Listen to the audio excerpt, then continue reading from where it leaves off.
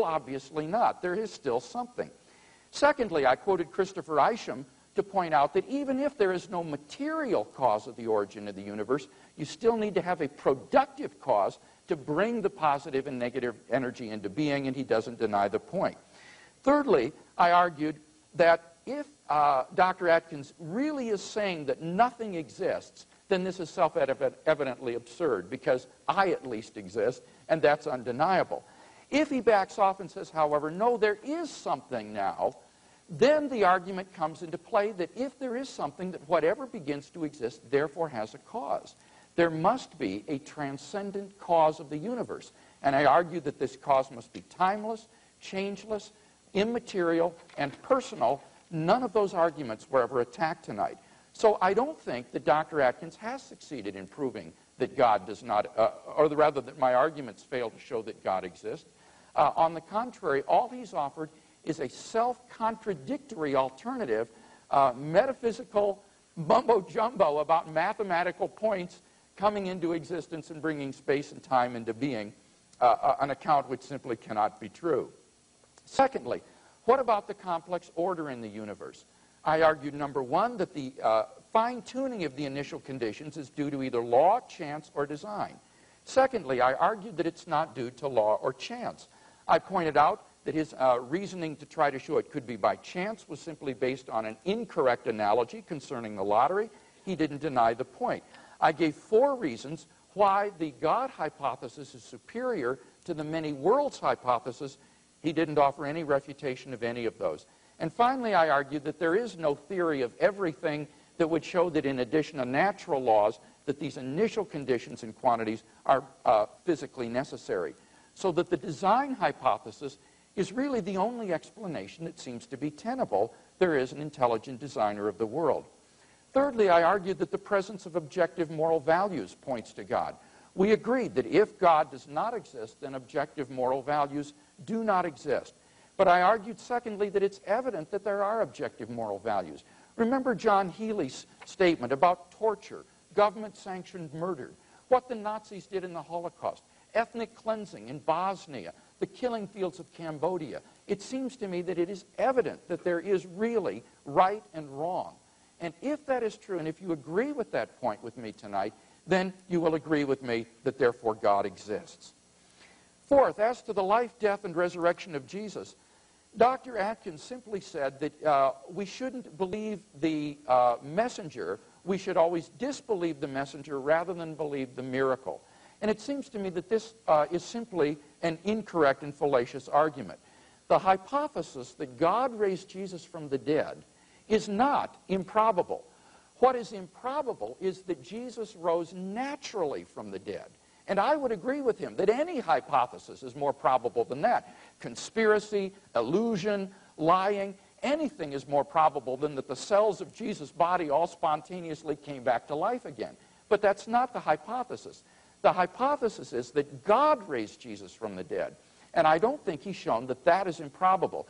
Indeed, given the specific evidence agreed to by the majority of New Testament historians, I think that it is quite probable that, in fact, Jesus rose from the dead. R.T. France, who is a New Testament scholar at Oxford, makes the following point.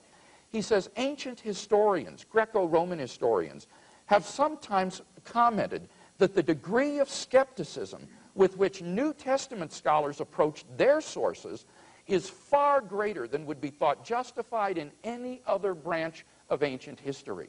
So that when you look at these New Testament historians, they are extremely skeptical about their sources, and yet they have been compelled to agree to the empty tomb, the resurrection appearances, and the origin of the disciples' faith. And I know of no plausible naturalistic explanations for those facts. Finally, number 5, the immediate experience of God. Dr. Atkins says, well, this is just a self-delusion. Well, I invite him to prove this. Will he appeal to Freudian psychology? This is clearly jaded and out of date. What will he do to prove that it's delusory? Until he can give me some reason to think God doesn't exist, why should I think my experience of God is delusory? In fact, I myself wasn't raised in a church-going home or in a Christian family. But as a teenager, I began to ask the big questions in life about the meaning of my existence, the purpose of life. And in the search for answers, I began to read the New Testament. And as I did, I was captivated by the person of Jesus of Nazareth. There was an authenticity about this man, a ring of truth about what he said that gripped and captivated me. And to make a long story short, after about 6 months of the most intense soul searching, I just came to the end of my rope and I cried out to God. I experienced a sort of spiritual rebirth in my life, and God became an immediate reality to me, a reality which has never left me as I've walked with him day by day over the last 30 years. And I want to encourage you as I conclude tonight that if you're seeking for God in that same way, you do the same thing I did. Pick up the New Testament, begin to read it, and ask yourself, could this really be true? I believe it could change your life just as it changed mine.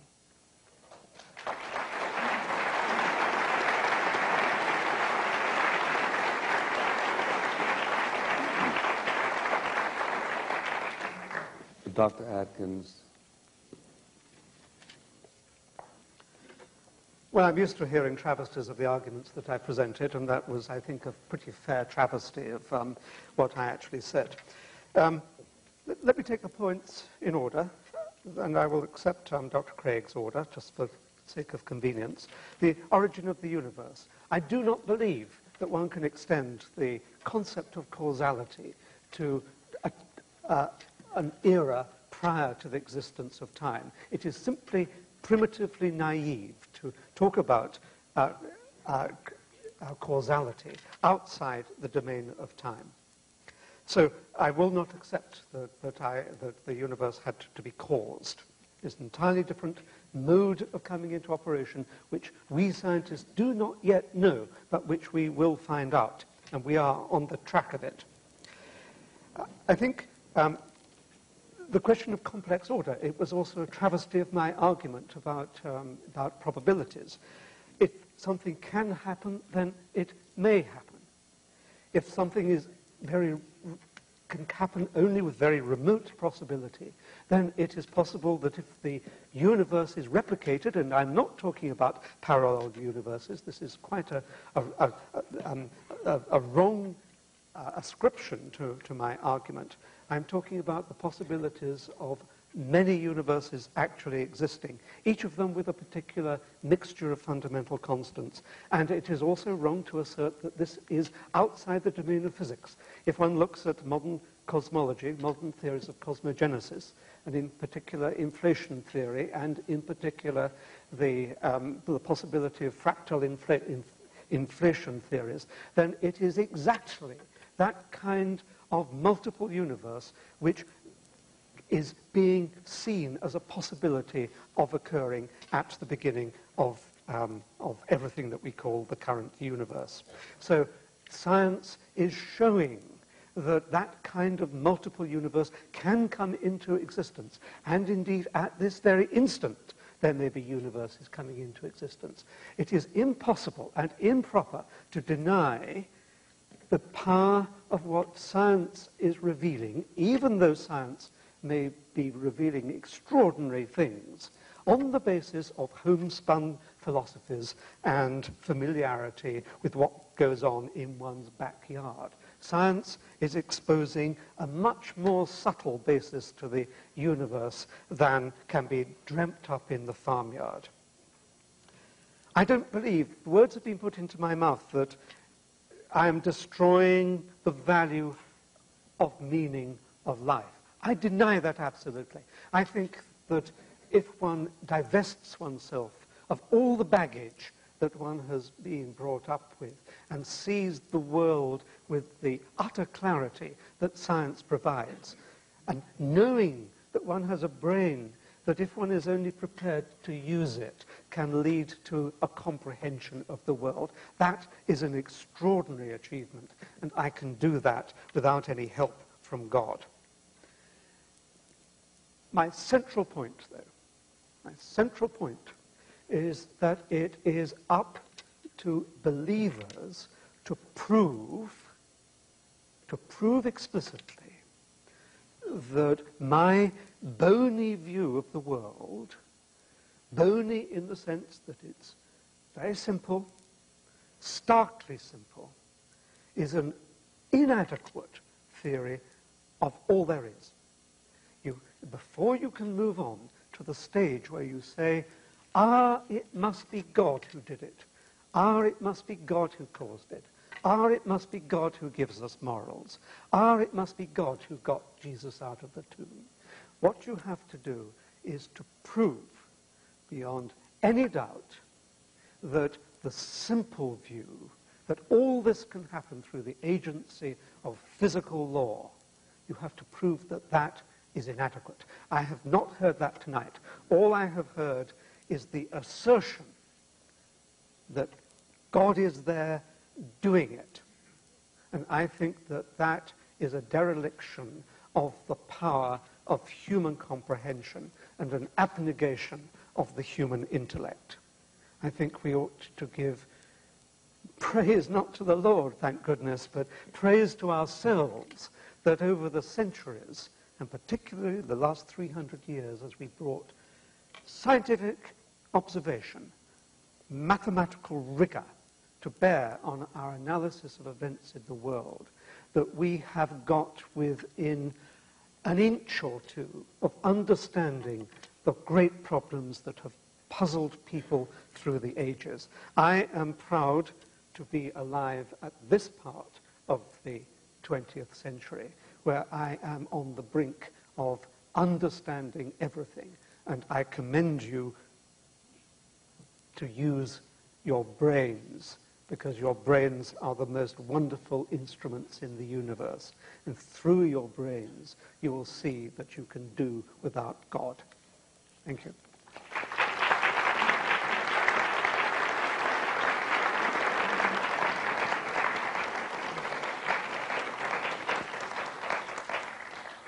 Ladies and gentlemen, we're now going to have questions from the floor.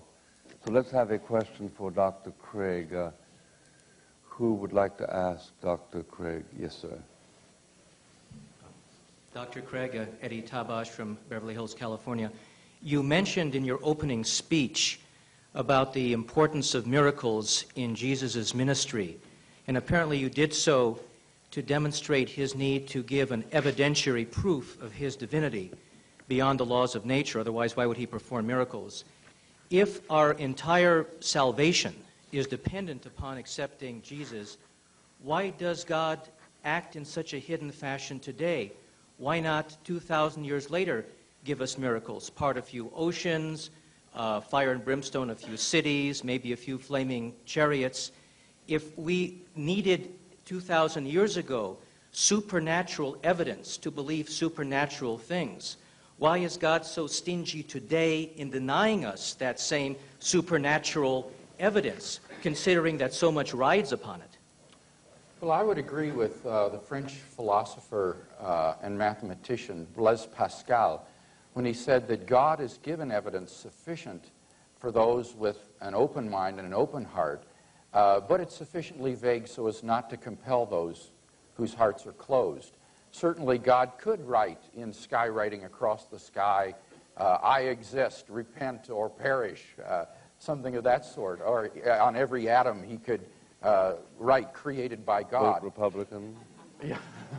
But I don't think that God's under any sort of obligation to offer these kinds of coercive evidences. I think that the evidences he has given are sufficient for someone who's willing to look at them with an open mind and an open heart.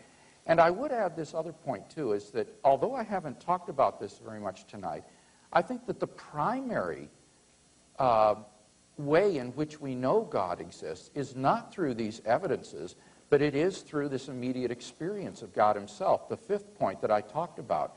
For those who are genuinely seeking God, I believe God will make his existence evident to them. So there is a sort of interior way to God in addition to these exterior proofs.